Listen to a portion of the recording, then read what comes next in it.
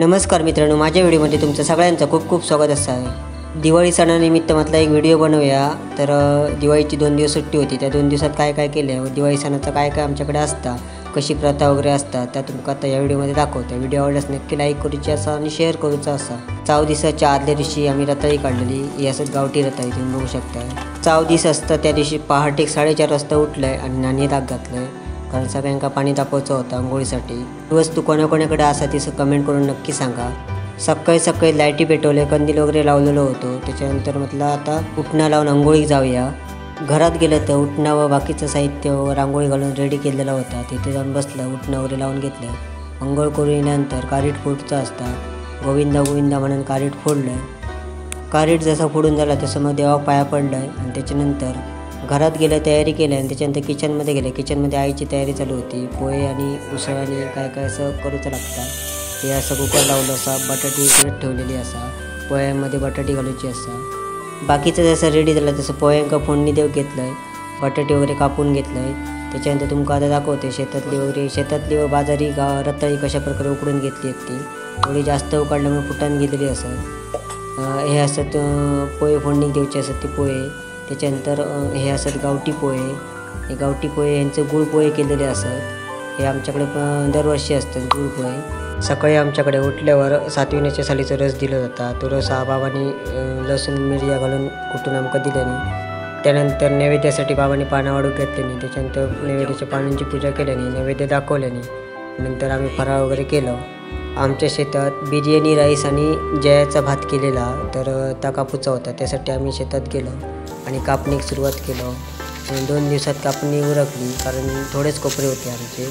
कापून जसं आलं तसं चुकत वगैरे घातलं, त्याची पण व्हिडिओ आता असा। कापूक जास्त माणसं कोण नव्हते, आई आणि मी दोघांनीच कापूक सुरुवात केलं।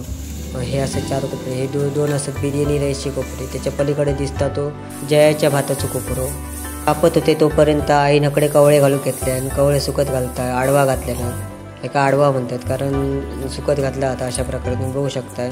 तर 1.5 दिवसात चुकला तर लगेच नेऊन मारला होता। पहिल्यांदा 2-2 दिवस ठेवला जायचा। सध्याच्या दुनियेत पावसाचा काय भरोसा नाही, त्याच्यामुळे 1.5 दिवस ठेवल्यानंतर भात जोडला जाता। तर ह्या असा बिर्याणी राईसचा भात कशा प्रकारे आडवा घातले दिसत ते तुम्ही बघू शकता। जागा खूप कमी होती, कोपऱ्यात जसं जसं जागा गावात तसं तसं आडवा सुकत घातलेली असत। तोपर्यंत हे 2-3 कोपरे कापूचे होते, ते कापून घेतलं। शेती झाल्यानंतर कशा प्रकारे मोकळा दिसत आहे बघू शकता तुम्ही। हे असा आमचा कंपाऊंड। सगळा भात जसा कापून झाला त्याच्यानंतर आव्याची पूजा करूची असता, म्हणजे 5 आवे मध्ये ठेवले जातात आणि त्याची पूजा केली जाता। कशा प्रकारे ठेवले ते तुम्ही बघू शकता। तर ह्या आव्यांची पूजा झाली म्हणजे शेतीची कापणी आल्यानंतर सगळा भात कापूचा नसता। हे असत आम्ही रस्त्यावर आडवा घातलेली असत, तुम्ही बघू शकता कशा प्रकारे ती। रस्त्यावर कोपऱ्यात जागा नव्हती, त्याच्यामुळे रस्त्यावर अशा प्रकारे आडवा घातलेली असत। शेतातलं काम झालं तसा नंतर आम्ही नव्या घेऊन येलो। नव्या आम्ही करूक नव्हता, नवीन वर्षाचा नवीन भात या प्रथम पूजन करूचं असतं। त्याची पूजन वगैरे करून घेतलेली बाबांनी, घराक बांधलेली, भात्याक बांधलेली। त्याच्यानंतर काही वस्तू असतात, हत्यार असतात, त्यांना बांधून झाल्याच्यानंतर दुपारी जेवून घेतला। त्याच्यानंतर थोडं पावसानं मळबट केली, त्याच्यामुळे पावसाचं थोडं अंदाज वाटलं तर आईन भात सगळा लागी करून घेतले आणि भात लागी करून झाला तसं संध्याकाळी मग बाबांनी मी आणि आईन भात जोडू घेतला। अगोदर बाबांनी कधी शेती करूक नव्हती, त्याच्यामुळे त्यांना पण थोडी आवड होती आता करूची। त्या आवडीनं आणि मी आणि बाबांनी भात जोडू घेतला। आई पहिल्यापासून शेती करायची, त्याच्यामुळे तिचा तेवढं काही हे नव्हतं, पण तिका आवड म्हणजे शेती भाजीपाला याची करूची आवड, त्याच्यामुळे ती पण जास्त सहकार्य दाखवत होती आमका। अशा प्रकारे आमचा भात मारून झाला। दिवाळी सणाची थोडीफार कामं करून झाली। तर व्हिडिओ आवडल्यास नक्की लाईक करा, शेअर करा। पुन्हा भेटूया पुढच्या व्हिडिओमध्ये, तोपर्यंत शुभ दिवस, धन्यवाद।